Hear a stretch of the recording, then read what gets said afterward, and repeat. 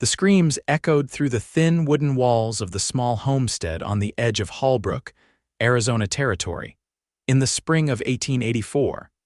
As Josephine Alden collapsed onto the floor, her body trembling with pain while her husband's boot connected with her ribs one final time before he stormed out of the house. Josephine lay motionless on the rough-hewn floorboards, tasting copper in her mouth as the blood from her split lip pooled beneath her cheek. The late afternoon sun filtered through the curtains, illuminating the dust particles dancing in the air, oblivious to the violence that had just occurred. At 22, Josephine had been married to Edgar Alden for nearly 4 years, and in that time, she had learned that his temper was as unpredictable as the Arizona weather. She had married Edgar when she was just 18, full of hope and dreams, believing his promises of a good life in the West. The son of a successful cattle rancher, Edgar had seemed the perfect match, handsome, well-established, and charming. But the charming facade had cracked just months after their wedding, when his first blow landed across her face for burning his supper. Now, as she struggled to pull herself up from the floor, pain shot through her body. Her left eye was swelling shut, and her ribs screamed in protest with each labored breath. She needed to clean herself up before Edgar returned from the saloon, where he would undoubtedly drink away the afternoon and return even more volatile than when he left. Using the edge of the table for support, Josephine managed to stand, wincing as she limped toward the water basin. She caught a glimpse of her reflection in the small mirror hanging on the wall, her once vibrant face now marred by bruises, her auburn hair tangled and matted with blood, her hazel eyes dulled by years of suffering. She had nowhere to go. Her parents had died of influenza 2 years prior, and Edgar had systematically isolated her from the few friends she had made in Hallbrook. The local sheriff was Edgar's drinking companion, and the preacher had once told her that a good wife bears her cross with dignity when she had cautiously sought his counsel, dampening a cloth. Josephine gently dabbed at the blood on her face, tears silently streaming down her cheeks. She needed supplies from the general store, bandages, and witch hazel for her wounds, but the thought of walking into town, where everyone would see her injuries and pretend not to notice, filled her with dread. Still, she had no choice. Edgar would expect dinner to be waiting when he returned, and she needed to tend to her injuries. Steeling herself, she pulled a shawl around her shoulders, positioning it to hide the worst of the bruises, and slowly made her way out the door. The walk into town was excruciating. Each step sent waves of pain through her body, and by the time she reached Miller's General Store on Main Street, she was breathing in shallow gasps, trying to minimize the stabbing sensation in her ribs. The bell above the door jingled cheerfully as she entered, and Mrs. Miller looked up from behind the counter. The older woman's eyes widened momentarily before her expression settled into one of careful neutrality. "Afternoon, Mrs. Alden," she said softly. "What can I help you with today?" "Just some bandages and witch hazel, please," Josephine replied, her voice barely above a whisper. As Mrs. Miller gathered the items, the bell jingled again, and a tall man entered the store. Josephine kept her head down, trying to make herself invisible, a skill she had perfected over the years. "Afternoon, Mrs. Miller," came a deep voice with a slight Texan drawl. "Got that order of supplies ready for the Double Creek Ranch?" "Yes, indeed, Mr. Lancaster. Just finished packing it up this morning," Mrs. Miller replied warmly. Josephine could feel the man's presence behind her as Mrs. Miller placed her purchases on the counter. As she reached for her coin purse, her shawl slipped, revealing the angry purple bruises on her neck and collarbone. She quickly pulled it back into place, but not before she heard a sharp intake of breath from the man behind her. "Madam," he said quietly, "are you all right?" Josephine didn't turn around. "I'm fine," she whispered, placing the coins on the counter with trembling fingers. "Thank you for your concern." She grabbed her purchases and turned to leave, keeping her gaze fixed on the floor, but as she moved past the stranger, her weakened legs buckled beneath her. Strong hands caught her before she hit the ground, and a jolt of pain shot through her ribs, causing her to cry out. "I've got you," the man said, his voice gentle but firm as he steadied her. When she finally looked up at him, she found herself staring into the most intense blue eyes she had ever seen. Xander Lancaster hadn't planned on stopping in Holbrook that day. At 30, he had been working as the foreman at the Double Creek Ranch for 3 years, and his monthly trips into town for supplies were usually quick and efficient. But there was something about the small, battered woman that made him pause. As he helped her stand, he took in her injuries, the swollen eye, the split lip, the way she held herself as if her ribs were broken. His jaw tightened as he recognized the signs. He had seen similar marks on his mother's face when he was a boy, before his father had drunk himself to death. "Let me help you home, madam," he offered, though every instinct told him that taking her back to whoever had done this to her was the last thing he should do. Fear flashed across her face. "No, please, I can manage. My husband will be expecting me." The word husband came out with such terror that Xander felt his blood boil. Mrs. Miller, who had been watching the exchange with concern, spoke up. "Mr. Lancaster, perhaps you could see Mrs. Alden safely to Dr. Wilson's office instead. Those ribs ought to be looked at." Josephine shook her head frantically. "No, I can't. Edgar would. I need to get home." Xander exchanged a look with Mrs. Miller, who gave an almost imperceptible nod. "Mrs. Alden," he said gently, "I insist. At least let me walk with you part way." Too weak to argue, Josephine allowed him to support her as they left the store. Once outside, Xander guided her toward his wagon rather than in the direction of her home. "Where are we going?" she asked, alarm evident in her voice. "Just to my wagon," he assured her. "I'd like to offer you a seat while we talk for a moment." He helped her up onto the bench seat, noting how she winced with each movement. Once she was settled, he handed her a canteen of water, which she accepted gratefully. "Mrs. Alden," he began, removing his hat and holding it in front of him, "I don't mean to pry into your affairs, but I can see you're hurt badly. Did your husband do this to you?" Josephine stared down at her hands, clutching the canteen. For years, she had hidden the truth, made excuses, covered her bruises with high-necked dresses and powder. But something about this stranger's kind eyes and steady presence broke through her defenses. "Yes," she whispered, a single tear sliding down her cheek. Xander nodded, having expected the answer. "Has he done this before?" "Many times," she admitted, her voice breaking, "but never this bad." He took a deep breath, weighing his next words carefully. "Mrs. Alden, I have a proposition for you, and I understand if you think me forward or inappropriate. But I can't in good conscience take you back to a man who would do this to you." Josephine looked up at him, confusion evident in her tear-filled eyes. "I'm heading back to Double Creek Ranch," he continued. "It's about 30 miles north of here. The owner, Mr. Daniels, is a good man.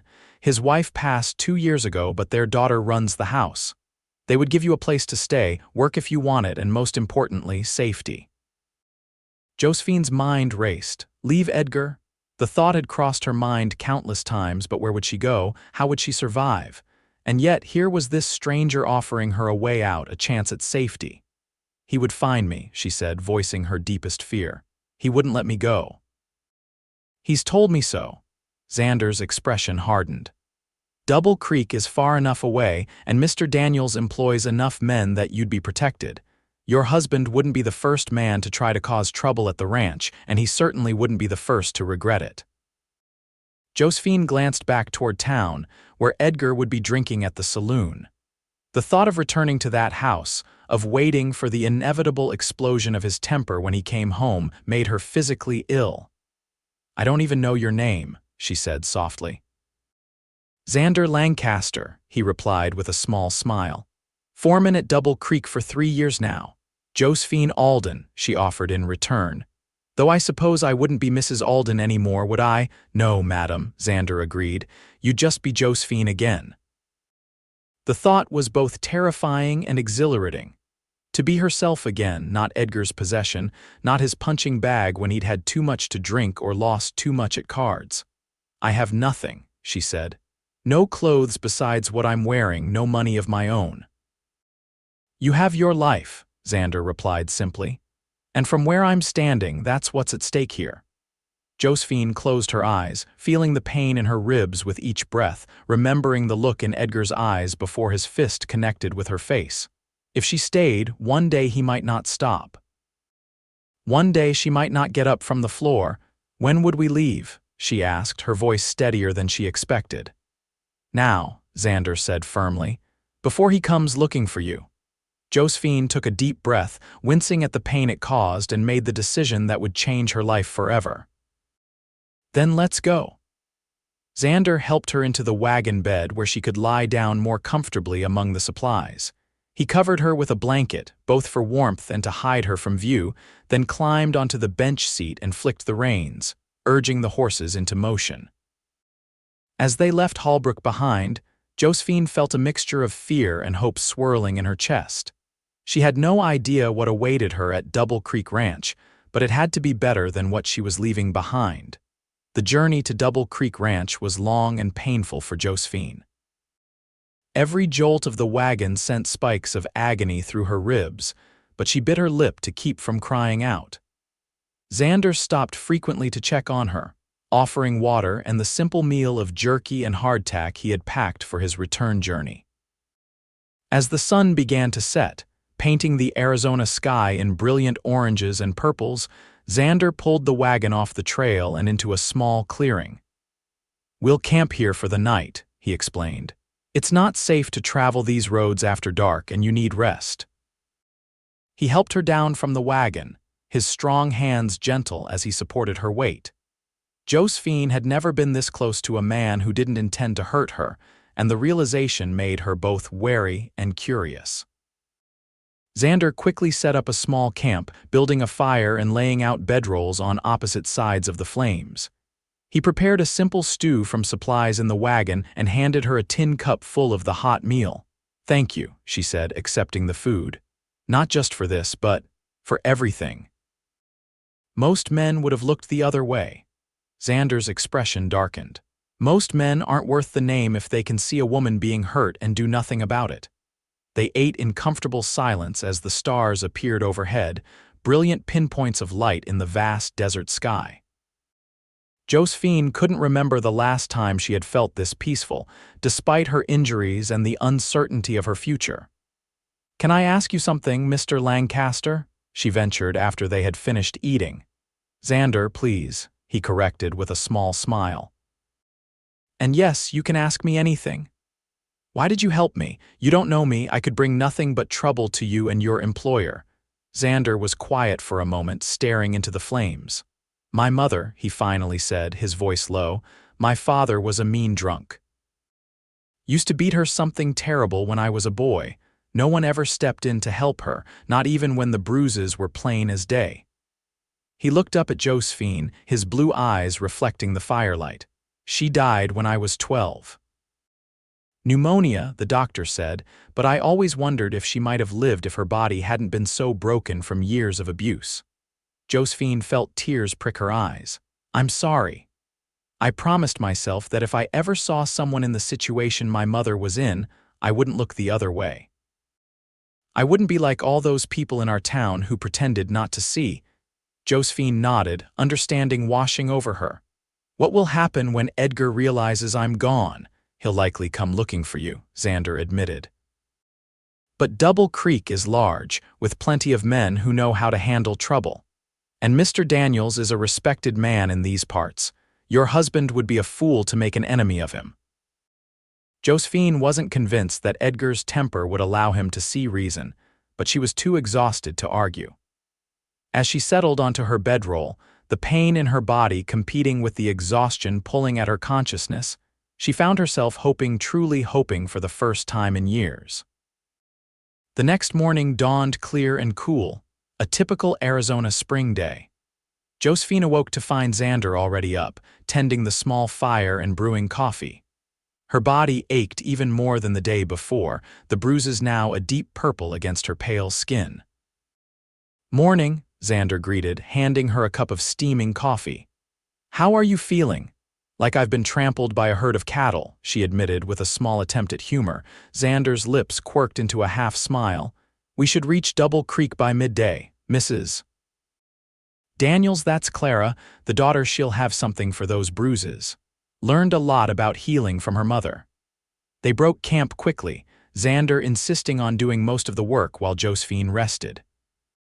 Back on the trail, she sat beside him on the bench seat this time, no longer hiding under blankets in the wagon bed. There was something symbolic about it, facing her new future head-on rather than cowering from her past. As they traveled, Xander told her about Double Creek Ranch. Started by William Daniels 20 years ago, it had grown into one of the most successful cattle operations in the territory. Clara, at 25, had effectively run the household since her mother's death, while her father and Xander managed the cattle business. "What will I do there?" Josephine asked, worry creeping into her voice. "I don't know anything about ranch work." "Can you cook?" Xander asked. "Yes, quite well actually. It was one of the few things Edgar complimented. Then you'll be valuable right away." The current cook, Old Pete, makes food that's more suited for boot leather than human consumption. The men would probably throw you a parade if you took over the kitchen. Josephine laughed, then winced as the movement jarred her ribs. Still, it felt good to laugh. She couldn't remember the last time she had done so freely. Around noon, they crested a hill, and Double Creek Ranch spread out before them. A large main house stood in the center, surrounded by various outbuildings, corrals, and bunkhouses. Men on horseback moved about the property, tending to the day's work, while smoke curled invitingly from the chimney of the main house. As they pulled up to the house, the front door opened, and a young woman with dark blonde hair stepped onto the porch. She shaded her eyes against the midday sun, then broke into a smile when she recognized Xander. "You're back early," she called, descending the steps to meet them. Her smile faltered when she noticed Josephine taking in her battered appearance with a quick, assessing glance. "Who's this?" "Clara, this is Josephine," Xander said, jumping down from the wagon and coming around to help Josephine down. "She needs our help." Clara Daniels didn't ask for an explanation right away. One look at Josephine's bruised face and the way she moved told her everything she needed to know. "Bring her inside," she said firmly. "Father's out with the men, but I can settle her in the spare room." The inside of the Daniels home was comfortable and well-appointed, a testament to the ranch's success. Clara led them to a small but pleasant bedroom at the back of the house, turning down the covers on the bed. "You rest," she told Josephine kindly. "I'll bring up some hot water and bandages for those injuries. Xander, you can explain what's happening while I get those supplies." As Clara bustled off, Xander helped Josephine sit on the edge of the bed. "You're safe here," he assured her. "Clara's got a good heart and her father is a fair man. They won't turn you away." Tears welled in Josephine's eyes. "I don't know how I'll ever repay you." Xander shook his head. "There's nothing to repay. Just get better and make a new life for yourself. That'll be enough." When Clara returned with medical supplies, Xander excused himself to unload the wagon and report to Mr. Daniels. Left alone with Clara, Josephine felt suddenly vulnerable, but the young woman's efficient yet gentle manner as she tended to her injuries put her at ease. "Xander told me what happened," Clara said as she wrapped Josephine's ribs with practiced hands. "Your husband did this." Josephine nodded, unable to meet her eyes. "Well, he won't touch you again," Clara said with such conviction that Josephine almost believed her. "Not while you're at Double Creek." "I don't want to bring trouble to your door," Josephine said softly. "Trouble finds its way here regardless," Clara replied with a wry smile. "At least this time we're doing something worthwhile by helping you." She finished bandaging Josephine's ribs and stepped back. "There, that should help with the pain. I've also mixed up a poultice for those bruises." "It smells awful, but it works wonders." Josephine thanked her, overwhelmed by the kindness of these strangers. "You rest now," Clara instructed. We'll talk more about arrangements when you're feeling stronger." Exhausted by the journey and emotional upheaval, Josephine didn't argue. She lay back against the pillows, and for the first time in years, fell asleep without fear of what might happen when she woke. The next few days passed in a haze of rest and healing for Josephine. Clara checked on her regularly, bringing meals and fresh bandages, while Xander stopped by each evening after his work was done to see how she was faring. On her third day at Double Creek, she finally met William Daniels. A tall, broad-shouldered man with graying hair and kind eyes, he reminded her of her own father. He listened solemnly as Clara explained Josephine's situation, then nodded once. "You're welcome to stay as long as you need," he said simply. Any man who raises his hand to a woman isn't fit to call himself a husband. When Josephine was strong enough to leave her bed, she insisted on earning her keep. As Xander had predicted, she took over the kitchen duties from old Pete, who seemed more relieved than offended to be replaced. The ranch hands were indeed delighted by the improvement in their meals, and Josephine found satisfaction in the simple pleasure of cooking without fear of criticism or violence. Weeks turned into months, and Josephine's body healed. The bruises faded, her ribs mended, and color returned to her cheeks. The nightmares that had plagued her initially, visions of Edgar finding her, dragging her back to Holbrook, gradually subsided. What didn't fade was her growing attachment to Xander Lancaster. He was unlike any man she had ever known, strong but gentle, confident but never domineering. He treated her with a respect that Edgar had never shown, and she found herself looking forward to their conversations each evening after supper. For his part, Xander was equally drawn to Josephine. As she healed and began to show glimpses of the woman she had been before Edgar's abuse, he discovered her quick wit, her intelligence, and her quiet strength. He admired the way she had survived her ordeal and was now building a new life for herself. But he was careful to keep his feelings to himself, aware that Josephine needed time to heal not just her body but her spirit.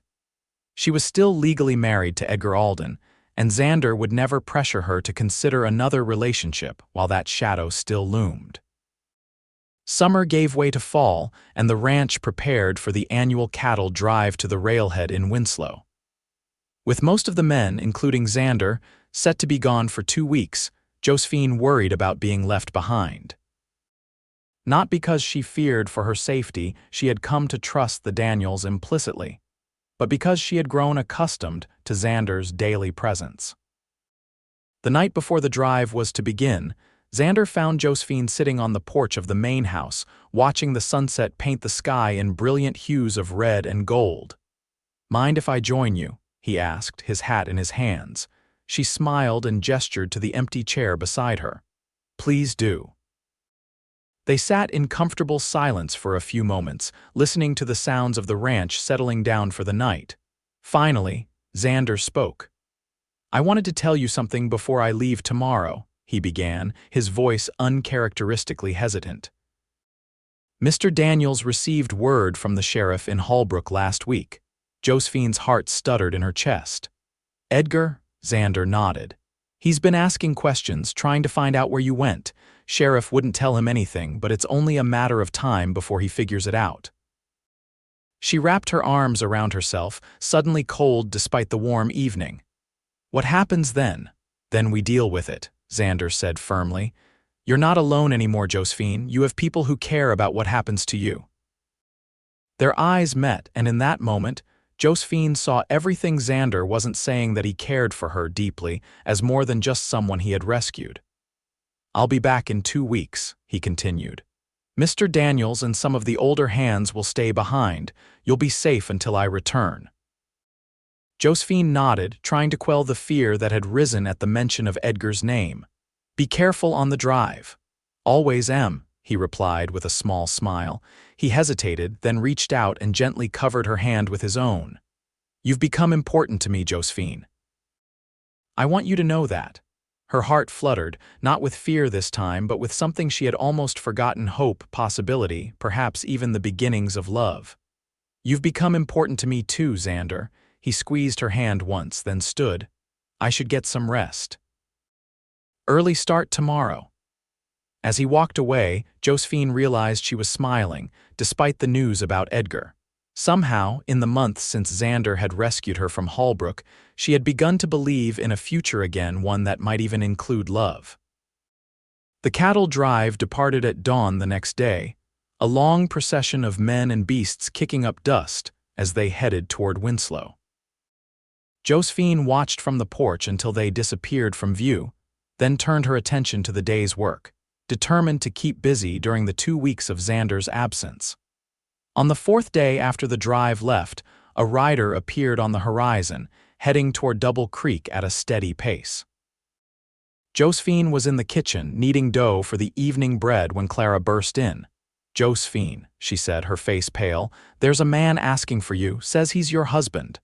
The blood drained from Josephine's face and her hands stilled in the dough. Edgar, he's here, Clara nodded. Father's talking to him now, but he's insisting on seeing you. Says he has the right as your husband. Josephine closed her eyes, fighting the wave of panic threatening to overwhelm her. She had known this day might come, but she had hoped to have Xander by her side when it did. What should I do? She whispered. Clara's expression hardened. You don't have to see him if you don't want to. Father can send him away. But Josephine knew that wouldn't end it. Edgar would just come back, perhaps with the law on his side next time.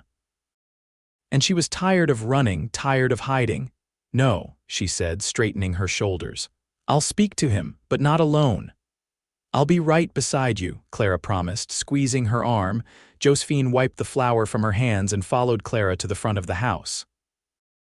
Through the window, she could see Edgar standing in the yard, facing off with William Daniels. He looked much the same, handsome in a hard way, with cold eyes that had once made her tremble with fear. But now, looking at him, she felt something unexpected: pity. Taking a deep breath, she stepped out onto the porch, Clara at her side. Edgar's eyes locked onto her immediately. There you are, he called, a dangerous edge to his voice. I've been looking everywhere for you, Josephine. Hello, Edgar, she replied, proud of how steady her voice remained. Get your things, he commanded. We're going home. William Daniels stepped between them. That's not happening, Alden. The lady doesn't want to go with you. Edgar's face darkened. She's my wife. I have rights. You lost those rights when you beat her half to death, Clara interjected fiercely. Edgar's gaze shifted to Clara, then back to Josephine. Is that what you told them, that I beat you? What about all I provided for you, all I did for you? You were nothing when I married you. Josephine felt a surprising calm settle over her. For years, she had believed Edgar's words that she was worthless, that she should be grateful for his attention even when it came with his fists. Now she saw the lie for what it was. You did beat me, Edgar, she said clearly. For years. And I won't go back to that, not ever. Edgar's expression twisted with rage. You don't have a choice. You're my wife until death do us part, remember? She has a choice, came a familiar voice from behind Edgar. Josephine's heart leapt as Xander Lancaster rode into the yard, dusty from the trail but unmistakably determined. He dismounted in one fluid motion, handing his reins to one of the ranch hands who had come to investigate the commotion. Who the hell are you? Edgar demanded, turning to face the newcomer. The man who found your wife beaten and broken on the streets of Holbrook, Xander replied, his voice cold. The man who brought her here, where she's been safe from your fists. Edgar's hand moved toward his hip, where Josephine knew he kept a small revolver. This is between me and my wife, stranger. Not anymore, Xander said, stepping closer. Josephine doesn't want to go with you, that's all that matters. Edgar's eyes narrowed. You've been warming my wife's bed, Cowboy. Is that why she won't come home? Josephine flushed with anger at the accusation. That's not true, and you know it. I left because you nearly killed me, Edgar. Edgar's attention snapped back to her.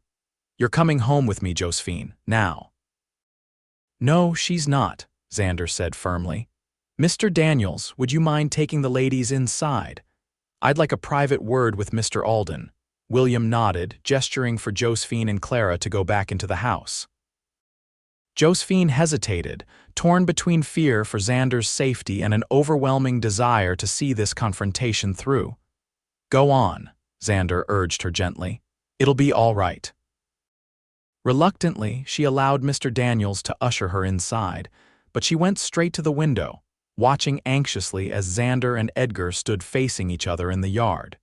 She couldn't hear what was said, but she saw Edgar's face contort with rage, saw him reach for his gun.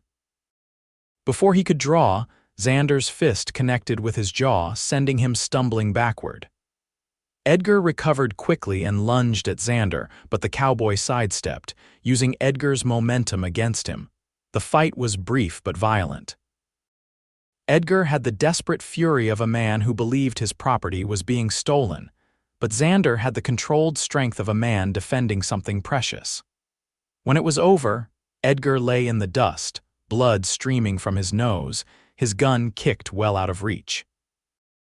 Xander stood over him, his own lips split but otherwise unharmed. "Here's what's going to happen," he said, loud enough for Josephine to hear through the open window. "You're going to leave Double Creek and never come back.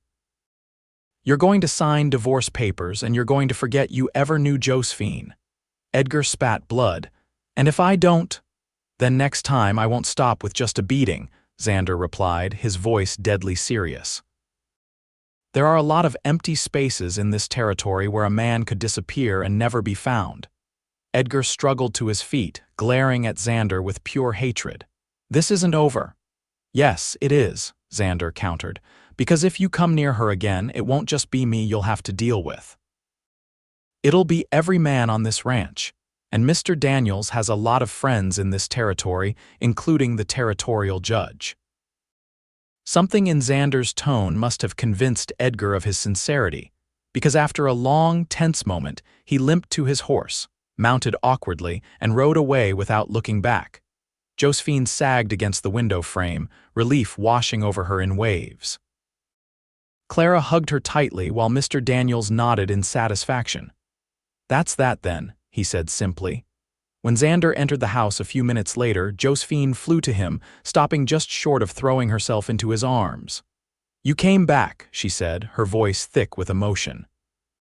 "But the cattle drive, the men can handle it," he replied, reaching up to tuck a strand of hair behind her ear. "I had a feeling I was needed here more. How did you know Edgar would come?" "I didn't for certain, but I couldn't shake the worry, so I rode back." He smiled ruefully. "Good thing I did." Josephine wanted to touch him, to assure herself he was really there and unhurt, but she held back, still constrained by the habits of her marriage to Edgar. Sensing her hesitation, Xander held out his hand, palm up an invitation, not a demand. "He's gone, Josephine. He won't hurt you again."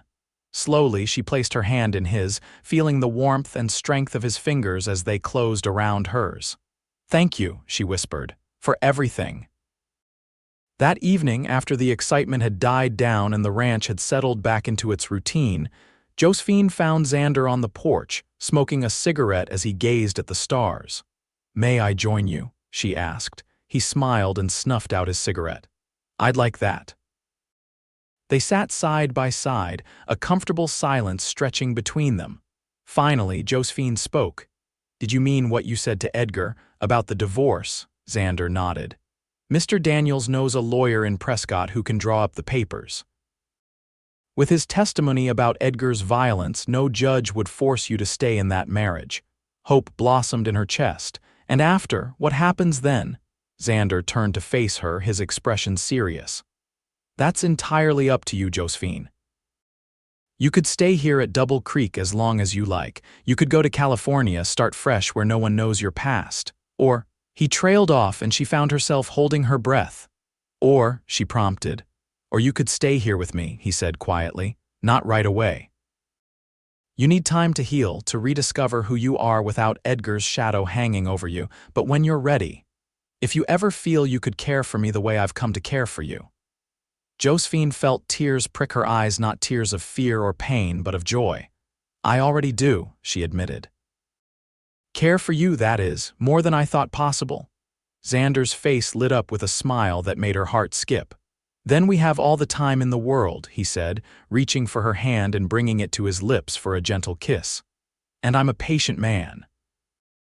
1 year later, on a perfect spring day with the wildflowers painting the Arizona landscape in vibrant colors, Josephine stood beside Xander Lancaster under an arch of twisted branches and white ribbons. Her divorce from Edgar had been finalized 6 months prior, and in that time, her relationship with Xander had blossomed from friendship into deep, abiding love. Clara Daniels stood beside her as maid of honor, while William Daniels waited to perform the ceremony. The ranch hands, dressed in their Sunday best, formed a semicircle around them, genuine affection for the couple evident on their weathered faces. As Josephine looked up at Xander, his blue eyes full of love and promise, she marveled at how much her life had changed in a single year. From the darkest depths of despair to this moment of perfect happiness, her journey had been one of courage and healing. "Are you ready?" Xander whispered, squeezing her hands gently. "More than ready," she replied, her heart full to bursting with love.